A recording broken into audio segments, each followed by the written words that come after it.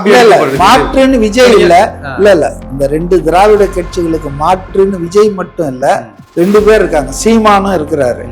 ஆனா சீமான் பயிற்சிக்காகத்தானே எல்லாம் பண்றாரு. அவர் பயிற்சி தான் எடுத்துட்டு இருக்கிறாரு. இன்னும் அவரு மெயின் கேமுக்கே வரல. அவர் நெட் பிராக்டிஸ் பண்ணிட்டு இருக்காரு. 2000 சொன்னா 2500 அறிவிக்கிறீங்க. அவங்க 10,000 சொன்னா நான் 15,000 கொடுப்பேன்னு சொல்றீங்க. அப்ப நீங்க எப்படி என்ன மாற்றா வர முடியும்? படத்துலலாம் நான் இலவசம் கொடுக்க மாட்டேன்னு கட்சி ஆரம்பிக்கும் போது அந்த மாதிரினா நான் இலவசங்கள் தேவையில்லை, நான் மக்களை முன்னேற்றுவேன்றீங்க. சரி, அப்ப நான் 2 கட்சிக்கும் மாற்றா வருவேன் அப்படின்னா என்ன மாற்றத்தை கொண்டு வருவீங்கிறத தெளிவா இன்னும் வரைக்கும் முன்வைக்கிறீங்க. நீங்க ஒருவேளை நீங்க ஆட்சியில காட்டுவாருன்னு வாயில சொல்லாம செயல்முறையில நான் எப்படி மாற்றுப்பட்ட ஆள்னு அவர் ஆட்சியில காட்டுவாரோ என்ன சென்சஸ்ல எடுக்கணும், மக்கள் தொகை கணக்கெடுப்புல. ரெண்டாவது இந்த சட்டம் ஒழுங்கு சீர்கெட்டு போயிருக்கு, இதை சரி பண்ணணும். கொள்ளையெல்லாம் பயங்கரமா நடக்குது. அப்பாவின் ஆட்சியில போதையில்லா தமிழகத்தை உருவாக்கணும்னு காணொலி போட்ட ஒரு ஆட்சியில இப்ப போதையில தமிழ்நாடு தள்ளாடிட்டு இருக்குது. நாங்குநேரி, மானாமதுரை எல்லாம் கூட போதையினுடைய விளைவாக இருக்கலாம். அதே போல இந்த கற்பழிப்புகள், இந்த கிரைம்ஸ் அகெயின்ஸ்ட் விமன் இருக்கு இல்லையா, இதெல்லாம் கூட போதையினுடைய ஒரு காரணிகளா இருக்கலாம். அதனால இந்த 3 முக்கியமான கோரிக்கையை வச்சு அவங்க நாடு தழுவிய ஆர்ப்பாட்டத்தை பண்றாங்க. சோசியல் ஜஸ்டிஸ்ன்னு சொல்றீங்க, அஜித் வழக்க இவ்வளவு முன்னெடுத்தான்னு சொல்றீங்க. ஆணவ படுகொலை நடைபெற்று இந்தியா முழுக்க எதிரொலிச்ச கவின் படுகொலைக்கு எதுவுமே பேசல.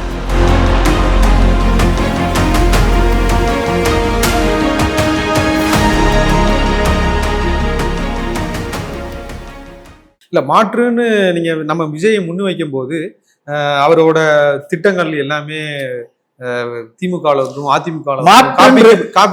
மாற்றுன்னு விஜய் இல்ல இந்த 2 திராவிட கட்சிகளுக்கு மாற்றுன்னு விஜய் மட்டும் இல்ல, 2 பேர் இருக்காங்க. சீமானும் இருக்கிறாரு. ஆனா சீமான் பயிற்சிக்காகத்தானே எல்லாம் பண்றாரு. அவர் பயிற்சி தான் எடுத்துட்டு இருக்கிறாரு. இன்னும் அவரு மெயின் கேமுக்கே வரல. அவர் நெட் பிராக்டிஸ் பண்ணிட்டு இருக்காரு.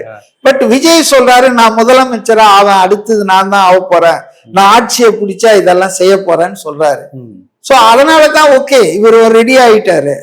2 பேர் இருக்காங்க. இல்ல சார், நான் முன்வைக்கணும்ல சார். இப்போ நீங்க மகளிர் அந்த உமன்ஸ் டேல திட்டங்கள் அறிவிக்கிறீங்க. இது எல்லாமே நீங்க ஆட்சியாளர்கள் சொன்னாதான் திட்டம், மத்தவங்க சொன்னா அது வாக்குறுதி, உறுதிமொழி. ஆமா, வாக்குறுதிகளை அறிவிக்கிறீங்க. 2000 சொன்னா 2500 அறிவிக்கிறீங்க. அவங்க 10,000 சொன்னா நான் 15,000 கொடுப்பேன்னு சொல்றீங்க.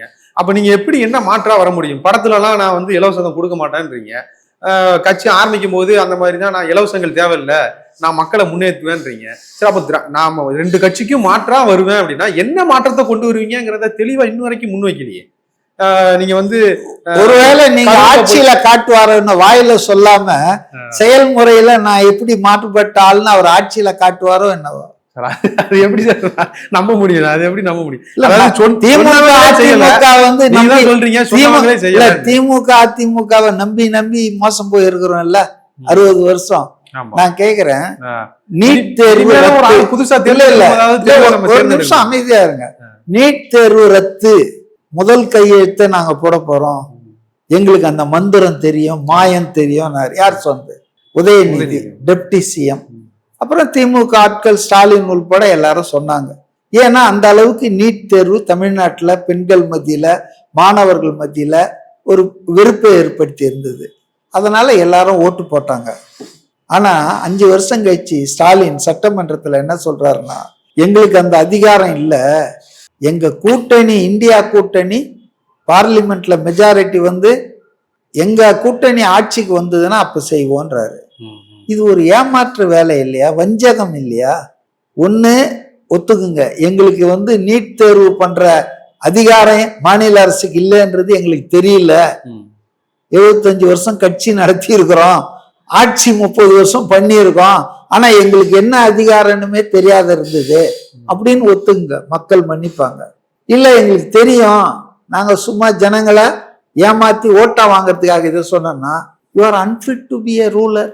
எது இருக்குது எதை செய்ய முடியும்னு கூட தெரியாம உறுதிமொழி கொடுத்தாலெல்லாம் நாங்க நம்பணும். ஆனா இன்னொரு ஆள் வந்து நான் இதெல்லாம் செய்வேன்னு சொல்றாரு, அவர் வந்து ஆனஸ்டியா இருக்காரு.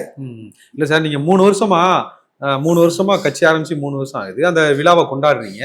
அந்த விழாவிலுமே நாங்க இது வரைக்கும் கட்சியில என்ன பண்ணோம், என்ன ஆர்ப்பாட்டங்கள் பண்ணோம், இனிமே நம்ம என்ன ஆரோக்கியமா பண்ணணுங்கிறத எதுவுமே சொல்லல, எதுவும் பண்ணல. ஆட்சி தாங்க பண்ணோம். ஆட்சியே ஒண்ணும் பண்ணலையே. நீங்க ஒரு செயற்பாட்டாளர், ஆட்சியாளர்களுக்கு தெரியும் ஒரு போராட்டம் வந்து மக்கள் மத்தியில எவ்வளவு முக்கியமானது. ஒரு மக்களுக்காக நம்ம போராட்டத்துக்காக களத்துல முன்னாடி போய் நிக்கும் போது அது எவ்வளவு வேல்யூவை கொடுக்கும் அப்படிங்கிறது தெரியும். அது எதுவுமே உங்க பேச்சு குரல் அவர் காதுல கேட்டுச்சு போல இருக்கு. நேத்து அறிவிச்சிருக்காங்க 12ஆம் தேதி தமிழ்நாடு முழுவதும் ஆர்ப்பாட்டம், 3 முக்கிய கோரிக்கைகள். தெரியுமா உங்களுக்கு? 12 மார்ச் 12 தமிழ்நாடு பூரா மாசிவா பண்ண போறாங்க. ஒண்ணு சாதிவாரி கணக்கெடுப்பு, இந்த சென்சஸ்ல எடுக்கணும், மக்கள் தொகை கணக்கெடுப்புல. 2வது வந்துட்டு இந்த சட்டம் ஒழுங்கு சீர்கெட்டு போயிருக்கு, இதை சரி பண்ணணும். கொலை கொள்ளையெல்லாம் பயங்கரமா நடக்குது. 3வது வந்து போதைப் பொருள் நடமாட்டம் அதிகமாயிடுச்சு. கஞ்சாலாம் ஸ்கூல் வரைக்கும் போயாச்சு. திருத்தணியில போனாங்களே ட்ரெயின்ல வெட்டினானுங்க பார்த்தீங்களா? போதை வேளச்சேரியில ரோட்ல வச்சு குத்தினானுங்க. ஸோ அப்பாவின் ஆட்சியில போதையில்லா தமிழகத்தை உருவாக்கணும்னு காணொலி போட்ட ஒரு ஆட்சியில இப்போ போதையில தமிழ்நாடு தள்ளாடிட்டு இருக்குது. நான் நினைக்கிறேன் இந்த நாங்குநேரி மானாமதுரை எல்லாம் கூட போதையினுடைய விளைவாக இருக்கலாம். அதே போல இந்த கற்பழிப்புகள், இந்த கிரைம்ஸ் அகெயின்ஸ்ட் விமன் இருக்கு இல்லையா, இதெல்லாம் கூட வந்து போதையினுடைய ஒரு காரணிகளா இருக்கலாம். அதனால இந்த 3 முக்கியமான கோரிக்கையை வச்சு அவங்க நாடு தழுவிய ஆர்ப்பாட்டத்தை பண்றாங்க. பண்ணலன்னு ஒன்னும் சொல்ல வேணாம். அந்த கட்சி சின்ன கட்சி, 2 வருஷம் தான் ஆச்சு, பல பேர் இருக்காங்க, 2 வருஷம் ஆச்சு, மக்கள் ஆதரவு இருக்குங்க. அது கட்சி சின்ன கட்சி தானே, 2 வருஷம் தானே ஆச்சு. ஆனா அவங்க எந்த கட்சியும் செய்யாத ஒரு விஷயத்த செஞ்சாங்க. என்னன்னு கேளுங்க. என்ன சார்? கஸ்டடியல் டெத்தை எதிர்த்து பப்ளிக்ல ஒரு கண்டம்னேஷன் பண்ணாங்க. இந்த சிவகங்கை மடப்புறத்துல அஜித் குமார்ன்ற வாலிபன் கொல்லப்பட்டான் இல்லையா, பொய் புகார்ல. இப்ப சிபிஐயே சொல்லிடுச்சு, நகை திருட்டு என்பதே பொய் புகார், அந்த நிகிதான்ற பேராசையை கொடுத்தது பொய் புகார். அதுக்காக எல்லா அதிகாரிகளும் உயர் அதிகாரிகள்லாம் போன் பண்ணி அந்தந்த கீழே இருக்கிற போலீஸ் ஆபீசர்ஸ த்ரெட்டன் பண்ணதால அவன் என்ன பண்ணுவான், அந்த டிஎஸ்பி மானாமதுரை சண்முக சுந்தரம் முடிச்சு வச்சிட்டாங்க. அதாங்க சண்முக சுந்தரம் மானாமதுரை, அந்த ஆள் ஸ்பெஷல் டீம் அடிச்சு அவனுக்கு அடிச்சு சாகவே போச்சு. கல்யாணம் ஆகாத ஒரு வாலிபன். அது 25வது, அதாவது கஸ்டோடியல் டெத்து ஸ்டாலின் ஆட்சியில. இப்ப கணக்கு நேத்து பார்த்தேன். அதுக்கப்புறம் ஒரு 6 பேர் சாரிமா அப்படின்னு போன்ல கூட்டு பேசினார். 3-4 நாள் கழிச்சு சம்பவம் நடந்து. யாரு? நம்ம முதல்வர். ஆனா விஜய் நேரா வீட்டுக்கு போனாரு, போய் 2 லட்சம் ரூபாய் பணத்தை கொடுத்துட்டு ஆறுதல் சொல்லிட்டு வந்தாரு.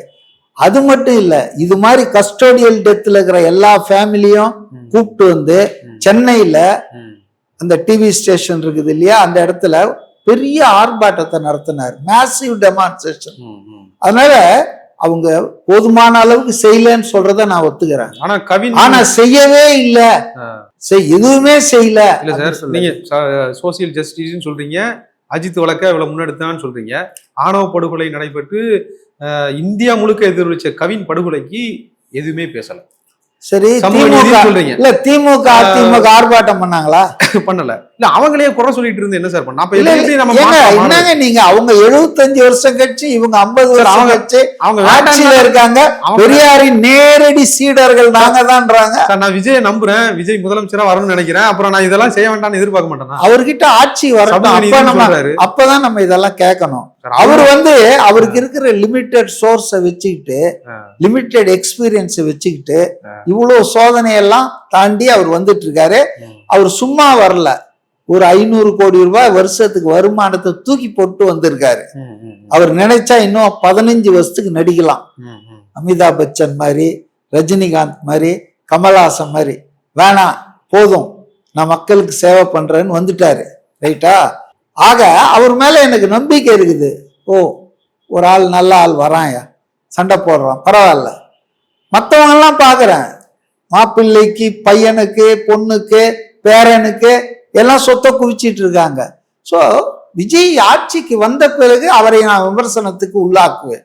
நான் அவங்க விழாவுக்கு போயிருந்தப்ப கூட அவர் என்னை வந்து கூப்பிட்டு இருந்தாங்க. நான் போன அப்ப கை கொடுத்து பேசிட்டு இருக்கும்போது சொன்னாரு, நான் வந்து நன்றிங்க, உங்க வீடியோலாம் நான் பார்க்குறேன், நிறைய இன்ஃபர்மேட்டிவா சொல்றீங்க, என்னை சப்போர்ட் பண்ணி பேசுறீங்க, ரொம்ப நன்றி, ப்ளீஸ் கண்டினியூ யுவர் சப்போர்ட்னாரு. நான் சொன்னேன், நீங்க முதலமைச்சர் ஆகுற வரைக்கும் உங்களை ஆதரிப்பேன், அதிகாரத்துக்கு வர அதுக்கப்புறம் கண்டிப்பா நான் எதிர்கட்சி ரோலை தான் பிளே பண்ணுவேன். அதனால்தான் நான் அந்த கட்சியோ எந்த கட்சியும் சாராம இருக்கிறேன். ஏன்னா ஏதாவது ஒரு அரசியல் சாயம் பூசிக்கிட்டோம்னு வச்சுங்களேன், அதிகாரத்தை எதிர்க்கிறோங்கிற பேர்ல யாராவது ஒரு ஆளை ஒரு வேற ஒரு அதை விட ஒரு மோசமான ஆளை தேர்ந்தெடுத்துட கூடாது இல்ல, நம்ம கவனமா இருக்கணும்ல.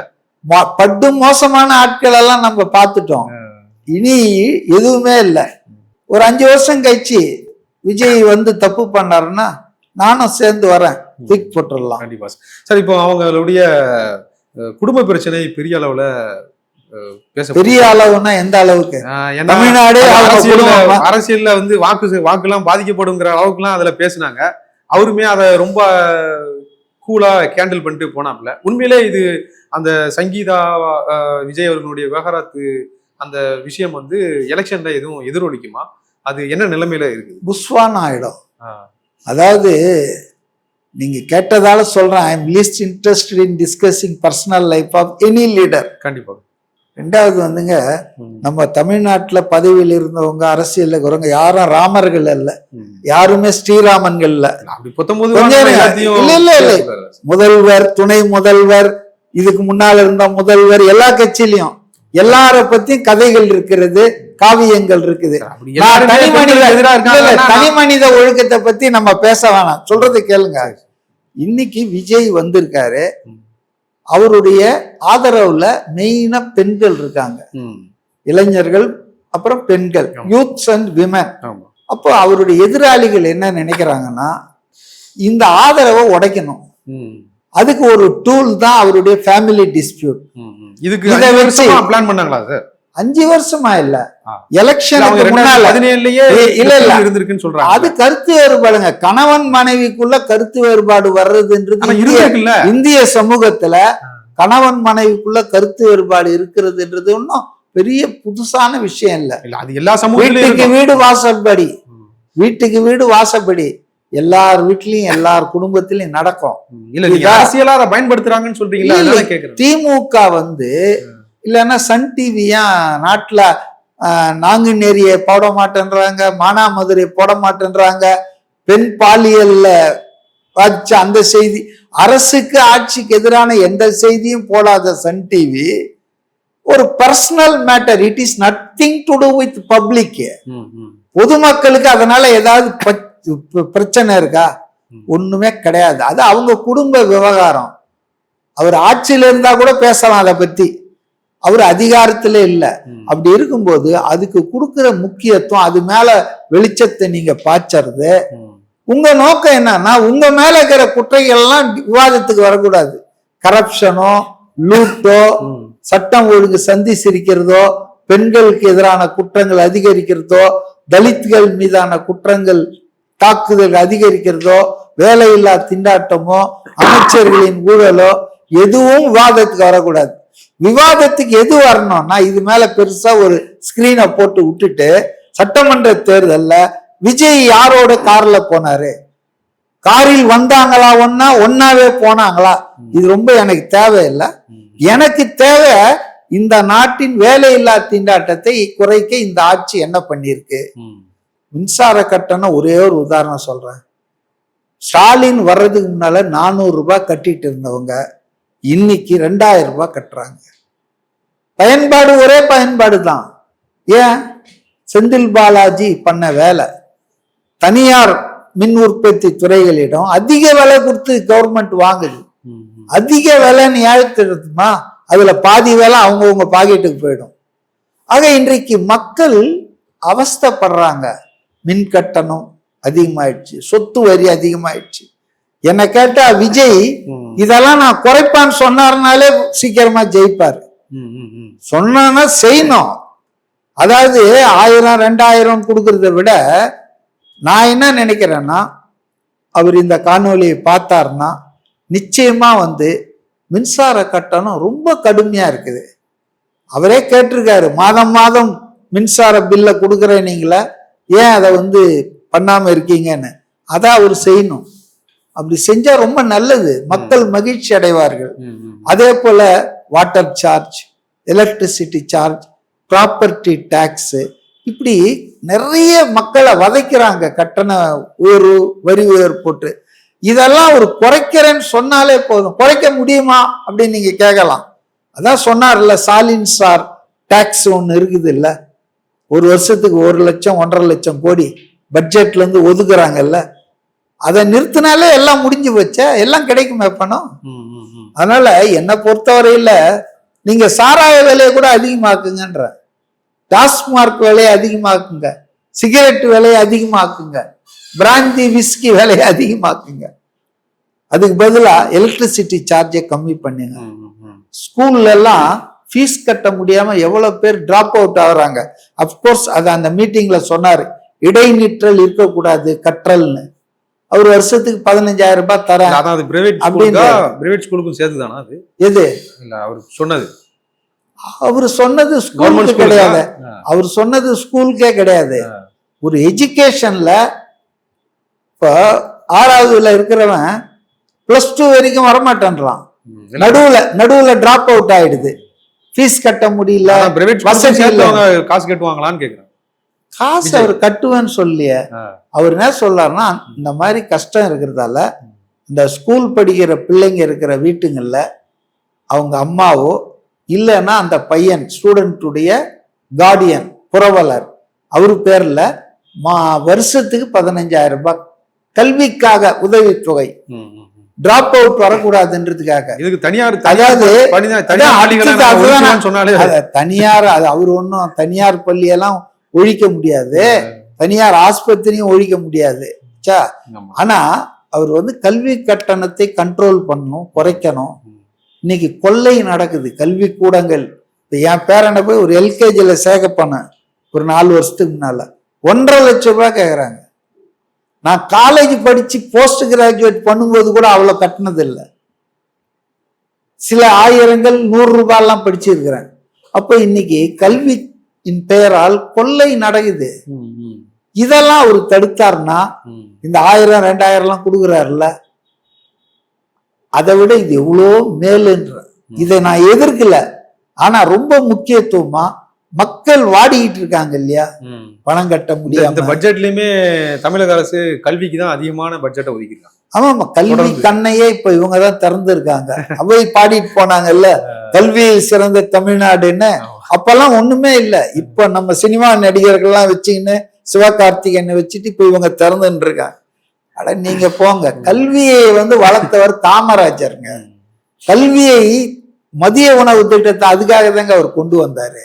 காமராஜர் தாங்க I have seen the best chief minister in Tamil Nadu இதுவரையில் நான் பார்த்ததுல. அவரை கொள்கை தலைவராக வச்சிருக்காரு விஜய். காங்கிரஸ்காரன் கூட சொல்லல, காங்கிரஸ்காரன் கூட இப்ப காமராஜர் ஆட்சி ஸ்டாலின் கொடுத்துட்டு இருக்கிறாருன்றாங்க. ஸ்டாலின் சிரிப்பில் காமராஜரை பார்த்து கொண்டிருக்கிறார் செல்வ பெருந்தகை எல்லாம். அதனால வந்துங்க விஜய்க்கு let us give a chance. அவர் ஒன்னும் மோசம் பண்ணல. அவர் இது வரைக்கும் லூட் அடிக்கல யாரையும், மக்கள் சொத்தை கொள்ளை அடிக்கல, குடும்பத்துக்கு சொத்தை சேர்க்கல. அவர் தூய ஆட்சி தருவேன்றாரு. வருமானத்தை விட்டுட்டு வராரு, வாய்ப்பு இருந்தும் சம்பாதிக்கிறத விட்டு வராரு. So let us give him a chance. Heavens will not fall. ஒன்னும் குடி முழுகிறாது. 5 வருஷம் மோடியே 12 வருஷம் இந்தியாவை ஆண்டுட்டாரு. RSS காரர் ஒருத்தர் இந்தியாவை ஆண்டுட்டார் போது இந்தியா எல்லாத்தையும் தாங்கும், தமிழ்நாடு எல்லாத்தையும் தாங்கும். அதனால let us give him a chance. போதும், ஒரு கட்சிக்கு 30-30 வருஷம் போதும்னு நான் நினைக்கிறேன். அதான் சார். இப்போ அவங்க நீங்க சொன்ன மாதிரி அவங்க சங்கீதா மேட்டரை வந்து அவங்களுடைய விவகாரத்தை வந்து திமுக அரசு தான் தொடர்ந்து அதை வெளியே கொண்டு வந்தாங்கன்னு சொல்றீங்க. திமுக அரசு இல்லைங்க, தப்பா. திமுக கட்சிக்காரங்க இதுல குளிர்காயெல்லாம் நினைக்கிறாங்க. அது ஒரு வெளியே கொண்டு வந்தது அப்ப திமுக தானே? இல்ல, வெளியே கொண்டு வந்தது வந்து ஊடகங்கள் தான். அப்ப அரசியலா பயன்படுத்திக்கிறாங்கன்றீங்களா அவங்கள? அது அல்பத்தனங்க. நீங்க விஜயனுடைய அரசியல் கொள்கை, ஐடியாலஜி அதை விமர்சனம் பண்ணுங்க. இப்போ கூட பதவியில இல்லைன்னா கூட தப்பு கிடையாது. ஆனா அவருடைய பர்சனல் லைஃப், அதுவும் நீங்கெல்லாம் வந்து எப்படி இருந்தீங்கன்னு எல்லாருக்கும் தெரியும். கண்ணாடி வீட்டுல இருந்துட்டு கல்லெறியாதீர்கள் தான் நான் கேட்டுக்கிறேன். நான் என்ன சொல்றேன்னா, இது வந்து ஒரு வருத்தத்துக்குரிய விஷயம். யார் குடும்பம் பிரியுறதும் நம்ம சந்தோஷப்பட மாட்டோம். கண்டிப்பா அவங்க சேர்ந்து வாழணுன்றதுதான் என்னுடைய விருப்பம். அவங்க தொண்டர்கள், ரசிகர்கள் எல்லாரும் அதான் விரும்புறாங்க. அப்போ அதை மியூச்சுவலா பேசி செட்டில் பண்ணிக்க வேண்டியதுதான். அதை விட்டுட்டு பொது வெளியில வந்து அதை பத்தி விவாதிச்சு சின்னதா இருக்கிற கேப்ப பெருசாக்கி இனி எப்பவுமே சேர முடியாதபடி பண்ற வேலையை சில பேர் பண்ணிட்டு இருக்காங்க.